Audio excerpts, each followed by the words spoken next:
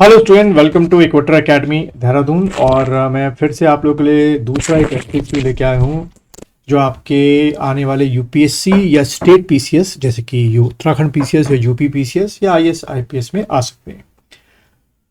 तो चलिए शुरुआत करते हैं अपने इस वीडियो की। तो यह आप रहा आपके सामने पहला क्वेश्चन नंबर 1।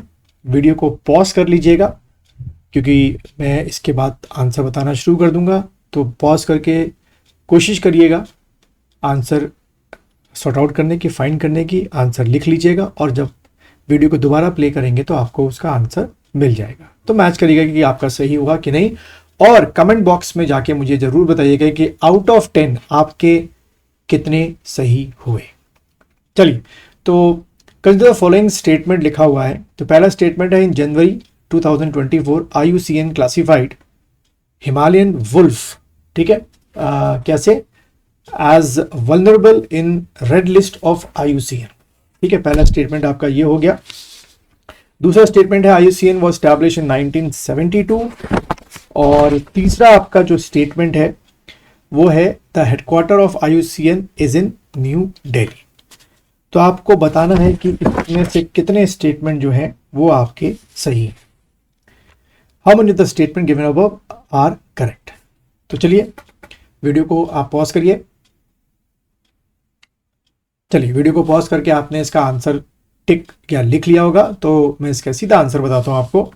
तो बच्चों, इसका जो आंसर है वो है आपका ए, यानी कि इन तीनों में से सिर्फ एक ही स्टेटमेंट सही है।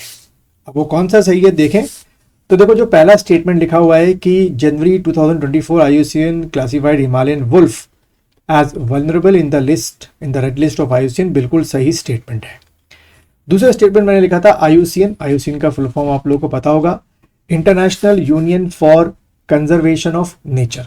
अगर लिख रहे हो साथ में तो लिख लो, international union for conservation of nature was establish in 1948। ठीक है, 1948 में आपका बना था। तो 72 गलत है आपका। तीसरा statement, the headquarter of IUCN is in new Delhi, मेरे ख्याल से मैक्सिमम लोगों ने को पता होगा कि न्यू दिल्ली में नहीं है।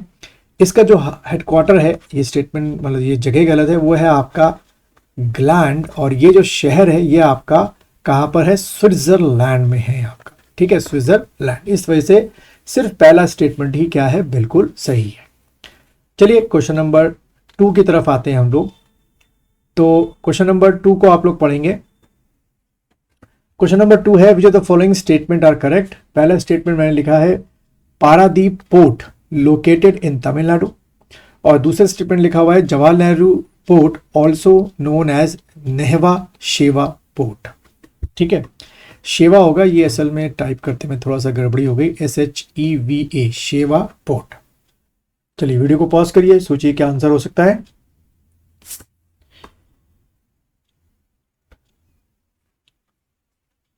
चलिए बच्चों, तो आप लोगों ने इसका आंसर सोच लिया होगा या टिक कर लिया होगा।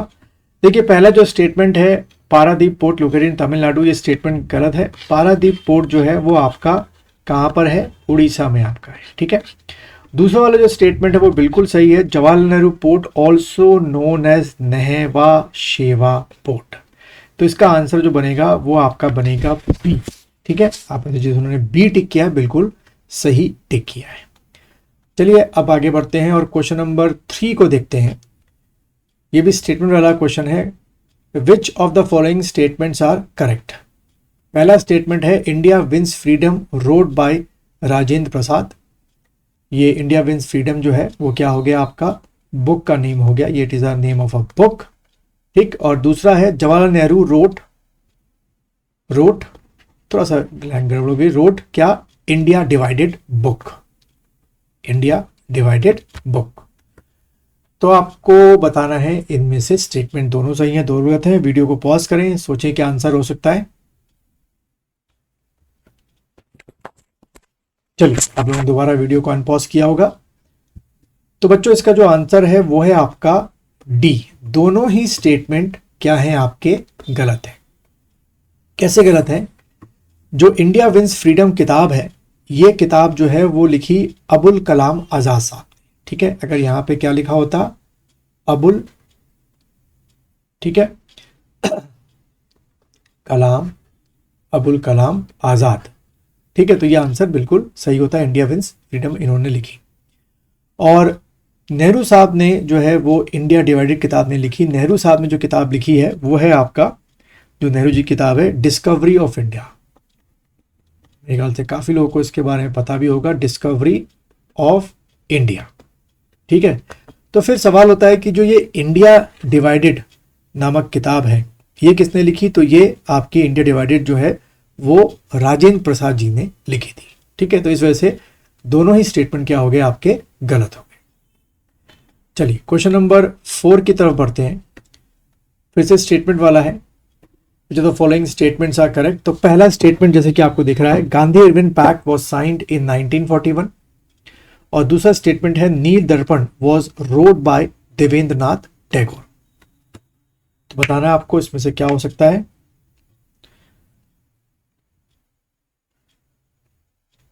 चलिए, आप लोगों ने वीडियो को अनपॉज कर लिया होगा। तो बच्चों 4 का जो आंसर है वो है आपका डी। दोनों के दोनों स्टेटमेंट क्या है, गलत है आपके। ठीक है, गांधी इरविन पैक्ट जो है 41 में साइन नहीं हुआ था। इसकी जगह अगर क्या लिखा होता, आपका 1931 लिखा होता, तभी आपके ग्राउंड टेबल कॉन्फ्रेंस अटेंड करने के लिए गांधी जी के बाद कहाँ गए थे, आपके लंदन गए थे। और नील दर्पण जो है वो देवेंद्र नाथ टैगोर ने नहीं लिखी है। क्वेश्चन नंबर 5 की तरफ बढ़ते हैं। Which of the following person started Vande Mataram newspaper? इनमें से वो कौन से शख्स थे जिन्होंने वंदे मातरम न्यूज़पेपर स्टार्ट किया?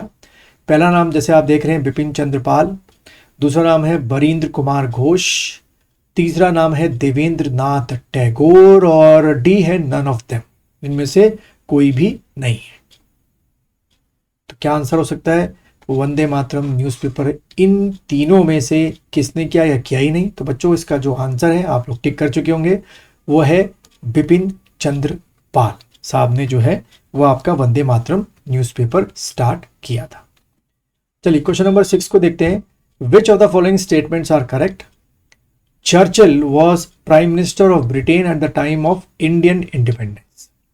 ये पहला स्टेटमेंट हो गया, यानी कि जब भारत आज़ाद हुआ था तो चर्चिल जो है वो ब्रिटेन के प्रधानमंत्री थे। And the second statement, Rabindranath Tagore received Nobel prize in 1923। Rabindranath Tagore ji को नोबेल प्राइज जो है वो 1923 में मिला था। तो वीडियो को पॉज करिए और सोचिए आंसर क्या हो सकता है, और लिख भी लीजिएगा साथ में। चलिए वीडियो को अनपॉज करके आपने आंसर डिसाइड कर लिया होगा या लिख लिया होगा। तो बच्चों इसका जो आंसर है 6 का वो है डी, यानी कि दोनों के दोनों जो स्टेटमेंट है वो गलत है। ठीक है, एटली जो थे वो आपके क्या थे, प्रधानमंत्री थे ब्रिटेन के जब हम आज़ाद हुए थे।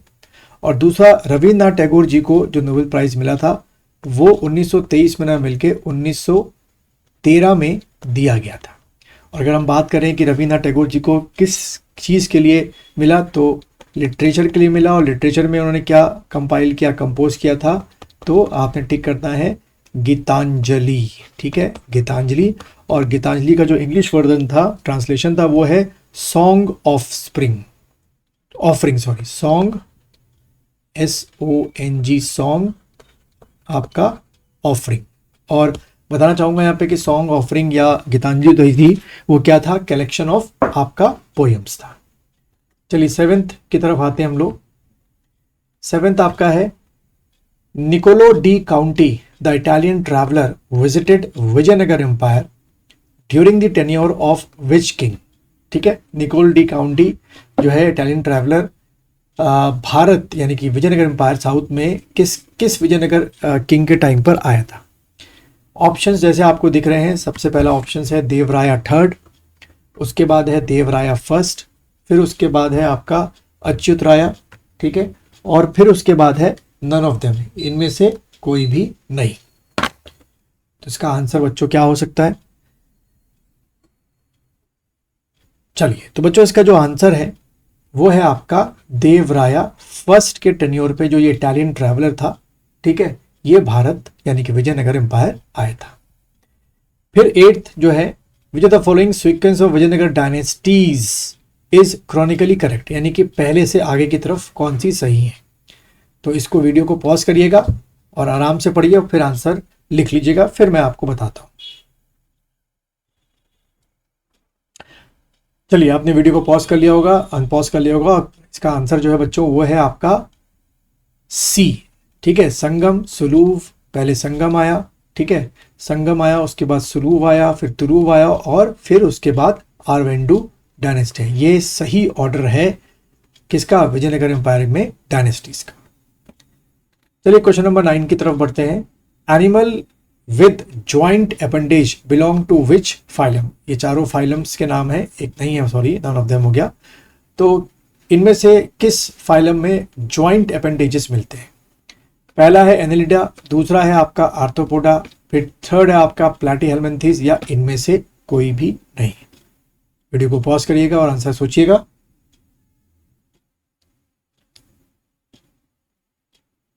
चलिए, इसका जो आंसर बच्चों 9 का वो है आर्थ्रोपोडा। मेरे ख्याल सबका सही होना चाहिए। ये आर्थ्रोपोडा में क्या होते हैं, जॉइंट अपेंडेजेस होते हैं, 2 3 पेयर 4 पेयर ऐसे करके आपके पर्दे होते हैं। और लास्ट क्वेश्चन हम लोग देखेंगे, क्वेश्चन नंबर 10 की तरफ चलेंगे। Which of the following statements are correct? पहला स्टेटमेंट मैंने लिखा है octopus is also known as devil fish in zoology. Cuttle fish is also known as sepia. Video को पॉज करें, सोचिए आंसर क्या हो सकता है।